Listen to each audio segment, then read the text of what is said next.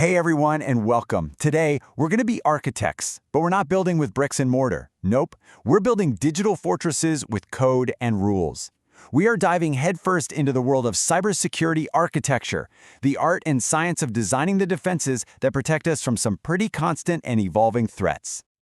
So let's just start with a number to put this all in perspective. 230,000.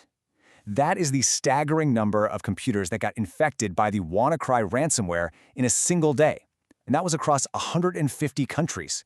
It's a pretty stark reminder that in this connected world of ours, just one single vulnerability can cause massive global chaos. So what are we actually defending here? Well, at its core, cybersecurity is all about protecting our digital lives. I'm talking about our networks, our data, our systems, all from being accessed by people who shouldn't be there. You can think of it like a constant battle, a digital tug-of-war between the folks building the defenses and those who are absolutely determined to tear them all down. Okay, so here's how we're going to break it all down. First, we're going to understand the adversaries and really dissect their playbook. Then we'll switch gears and look at our digital defenses and the people holding the front line. And finally, and this is super important, we'll talk about the role that you, yes you, play in your own security. Right, let's get into it, starting with the threat itself. Because think about it, you can't build a really strong security architecture if you don't understand who or what you're building it against. You have got to know your enemy. You know, the word hacker gets thrown around a lot, and it's not always a bad thing. On one side, you've got your black hat hackers. These are the folks who operate illegally, with malicious intent, usually for money. But on the other side, you have white hat hackers, or ethical hackers. They have the exact same skills, but they work with organizations to find and fix security holes. It really just boils down to two simple things: permission and intent. Okay, so what does a black hat's playbook actually look like? Let's crack it open and break down the anatomy of a few really common attacks to see exactly how they operate. First up, we've got malware. It's short for malicious software, and honestly, it's this huge umbrella term for any piece of code that's designed to cause harm. Think of things like Trojan horses that are disguised as legit programs, or spyware that's secretly logging everything you do. And the most common way it gets to you? A simple email attachment. Seriously, one wrong click is all it takes. And that brings us perfectly to phishing. Come on, we've all seen these emails, right? They look like they're from a legit source, your bank, maybe a streaming service, and they create this crazy sense of urgency to get you to click a link and hand over your sensitive data. It's a total classic case of social engineering. Really, it's just manipulating human psychology to get the keys to your digital kingdom. Now, this next attack exploits something we all do all the time, using public Wi-Fi. In a man-in-the-middle attack, a hacker basically wedges themselves between you and the internet connection, and they secretly listen in on your communication. If you're on an unsecured network, they can see literally everything you send and receive. And finally, let's look at a total brute force approach, the distributed denial of service attack, or DDoS. The goal here isn't to steal your data, it's just to create chaos.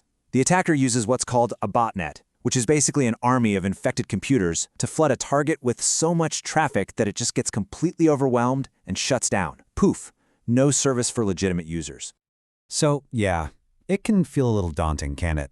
I mean, with so many creative and sophisticated ways to attack a system, how on earth do we even begin to fight back and protect all of our information? Well, this is where that security architecture comes in. See, it's not about just one tool. It's about designing layers of defense, a digital fortress, if you will, based on secure design principles that protect our assets from the inside out. Let's take a look at a few of the foundational building blocks. So the first line of defense is very often the firewall. And just like the name suggests, it acts as a virtual wall between your private internal network and the Wild West of the public internet. Its whole job is to inspect all the traffic moving in and out, and to block anything that doesn't follow a very specific set of security rules. And of course, firewalls have different levels of sophistication. Think of a basic packet filtering firewall as a bouncer at a club who's just checking IDs at the door. It only looks at the address on a data packet. But a more advanced, stateful inspection firewall, well, that's like a bouncer who not only checks your ID, but also remembers if you're part of a group that's already inside. It gets the context of the conversation, which makes it way smarter at spotting threats. All right, now for a really, really clever piece of defensive design. What if you could actually trick the attackers? Well, that's the whole idea behind something called a honeypot. It's a decoy system that is intentionally designed to look vulnerable and juicy to an attacker. It lures them in, lets you study their methods and tools, all while your real systems are kept totally safe. It's a pretty brilliant bit of strategic deception. Of course, these systems don't just build and run themselves. The most critical part of any defense is the human element, the professionals who design, build, and maintain these digital fortresses day in and day out.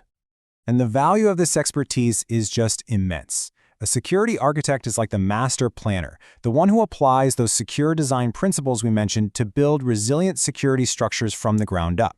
And then at the very top, you have the Chief Information Security Officer, or CISO, who is responsible for the overall information safety of the entire organization. I mean, these are high-stakes, high-reward roles on the absolute front line of our digital defense. But here's the thing.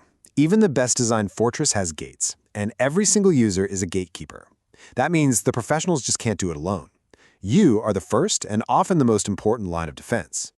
And the biggest takeaway here is that simple habits can make a huge difference.